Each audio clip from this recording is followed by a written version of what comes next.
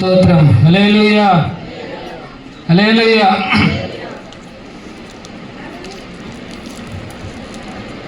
నాకు ఐదో మాట సమయించినందుకు దేవుజనులకు వందనాలు. మీ అందరికి నా వందనాలు. ఆత్మీయ తల్లి గారికి నా వందనాలు. చూద్దాం ఐదవ మాట, యోహాను రాసిన సువార్త 19వ అధ్యాయము 28వ వచనం చూద్దాం.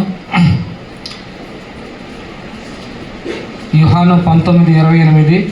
అటు తర్వాత సమస్తమును అప్పటికి సమాప్తమైనది. యేసు ఎరిగి లేఖనము నెరవేరినట్లు నేను దప్పిక వివరించున్నాను.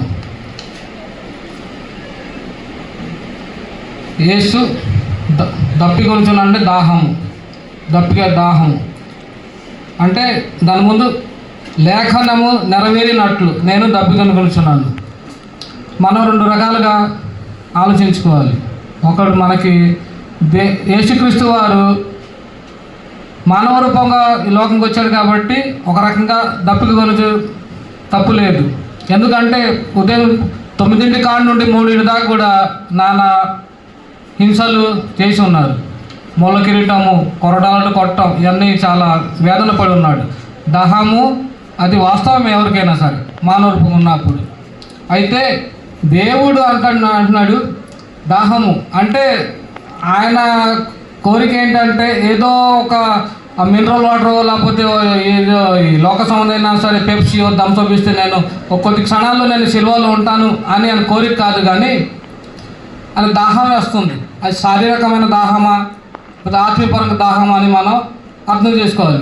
శారీరకమైన దాహం అయితే దేవుడి కుమారుడు ఆయన ఎర్ర సముద్రం 2 పాయలు చేసిన దేవుడు, సముద్రం 2 పాయలు చేసిన దేవుడు.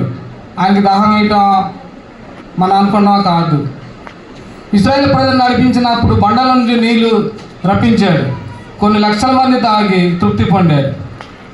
ఆయనకు ఒక దాహం ఇది కాదు. కాబట్టి ఆయన ఆత్మీయుల దాహం అనుకోవాలి మనం. నిజాల దాహం అయితే అనేకమైన క్రియలు చేసి ఉన్నాడు దేవుడు. ఆయనకు దాహం ఒక లెక్క కాదు.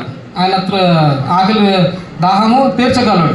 కాకపోతే ఆయన చివరి సమయంలో కూడా నేను దాహము ఆకలి దప్పిక కొనుచున్నాను అంటున్నాడు. దప్పిక ఏంటి? మన కొరకు. 2 చదవండి, 19:29 అధ్యాయము. ఆయన దాహం కూడా వేయించాం ఆయనకి.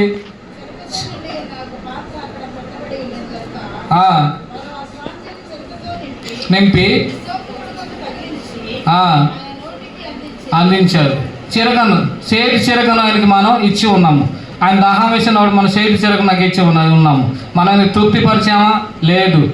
దేవుడు మన కొరకు ఎన్ని పాపాలు దోషం కొరకు అయిన శిలువ మరణం పొందినప్పుడు కూడా మనం సేటి చిరకను ఇచ్చి ఉన్నాం. దేవుడు తృప్తి కోసం కూడా మనం ఆయనకి తృప్తి పరచలేదు. దేవుడు బాధపడుతున్నాడు. లేఖనము ప్రకారం మనం చూసినట్లయితే ప్రవక్తలు 1000 సంవత్సరాల కిందట కూడా ప్రవక్తలు రాసి ఉన్నారు. ఈయన శిలువలో మరణిస్తాడు, మనిషి కుమారుడు జన్మిస్తాడు అని నెరవేరి ఉంటుంది. ఒకసారి చూద్దాం. కీర్తన అధ్యాయము 22:15. నా బలము నిండిపోయిన చెలిపంక వలె ఆయను అంటుకొని ఉన్నది. చాలే అమ్మ. కీర్తనకారుడు రాసున్నాడు. కీర్తనకారుడు చూస్తే 22 అధ్యాయం 1:69 అక్షరం. చాలా ఈ దేవుని యొక్క శిలువ గురించి రాయబడి ఉన్నది. ఆ 2 అధ్యాయాలు చదివాను నేను. ఒక వేదనకరంగాను దుఃఖకరంగాను ఈ 2 అధ్యాయాలు ఉంటుంది. 69 అధ్యాయం 21 చూడమ్మా. వారు చేదను నాకు ఆహారముగా పెట్టిరి, నాకు దప్పిమైనప్పుడు చిరకను త్రాగనిచ్చేది. అంటే నాకు దప్పినప్పుడు నాకు చేదు చిరకను ఇచ్చి ఉన్నారు నా జనులు. గత వారం చూస్తే మనం మట్లాదివారంలో దేవునికి దావీదు కుమారుడికి జయ హో, రాజుల జయ అని ఊరేగించి ఉన్నాం. అంతలో ఒక వారం తిరిగిలేసరికి వారం కూడా అవ్వాలి. 4 రోజుల తర్వాత దేవునికి సెలవు ఇచ్చి ఉన్నారు. మనసులో మనం ఎటు తిరుగుతాడు మాట్లాడతాం. దేవుని స్తోత్రం, హల్లెలూయా అంటారు. అందుతే కాళ్ళు, అందకపోతే జుట్టు ఇది అంటారు కదా. అలాగా దేవుడు మన కొరకు ఎంతో దప్పిక ఉన్నారు. మన కోసం, మన మారమన కోసం, మన నడత కోసం ఎటు నడుస్తున్నాము ఒకసారి ఆలోచించాలి. దేవుడి స్తోత్రం, హల్లెలూయా. దేనికోసం మనం దప్పికోవాలని? మత్తయి సువార్త 5:6 చూడమ్మా. నీతి కొరకు ఆకలి దప్పులు గలవారు ధన్యులు, వారు పడుదురు. హల్లెలూయా. నీతి కొరకు దప్పి కొనాలి, ఆకలి కొనాలి. నీతి కొరకు ఏదో లోక సంబంధమైన ఈ ఆహారం కొరకు కాదు, లేకపోతే మరొకటి కాదు. రకరకాలుగా దప్పి కొనే లోకంలో అయ్యగారు ఇంత చెప్పినట్టు బంగారం కోసము, డబ్బుల కోసము, ఇల్లు కోసము రకరకాలు పరిగెడుతూ ఉంటారు. ఒక రకమైన చూస్తే మనకి బంగారం 15,000 గ్రామం ఉంది. ఇప్పుడు 5,000 చేశారనుకోండి, ఒకళ్ళు ఉంటారు ఇక్కడ, అందరు బంగారం షాపులు ఉంటారు. ఒకళ్ళు మందిరికి వస్తారంటే చాలు. నిజంగా నేను మాట చెప్తున్నాను, నాకు నా పిల్లలు ఈ బలిపీఠంలో ఉండి వాక్యం చెప్తున్నా నాకు ఎంత గర్వంగా ఉంది. ఎందుకంటే చిన్నప్పటి నుంచి ఈ సన్నిధులు పెంచారు. దైవజనులకు నేను అప్పచేస్తూ ఉంటాను. అయ్యగారు ఇలా చెప్పినా సరే అయ్యగారు మాట వినండి, చెయ్యండి, పర్లేదు, ముందుకు వస్తారు. అలా ఉంటున్నామండి. మనం ఎలాగో చెప్పలేకపోతున్నామో, చేయలేము. మన పిల్లలైనా సరే దేవుడి సన్నిధికి మనం ఎదగాలి. హల్లెలూయా, ఎదగాలి. మన దప్పికలున్నప్పుడు మనకి చేసేదేమో దేవుడు ఇస్తాడు, మనకి జీవజలం ఇస్తాడు. హల్లెలూయా. ప్రకటన చూడమ్మా. ప్రకటన 22:17 ప్రకటన 22:17 దప్పిక కొని వానిని రానిమ్ము, ఇచ్చయించు వానిని జీవజలములు ఉచితంగా పుచ్చుకొనిమ్ము. దేవుని స్తోత్రం. హల్లెలూయా.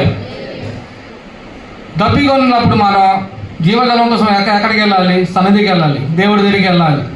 ఇందాక మేరీ చెప్పినట్టు నిజమది. మనం ఎక్కడ ఉంటున్నాము? సన్నిధిలో ఉంటున్నావా? బయట లోక సంబంధం ఉంటున్నావా?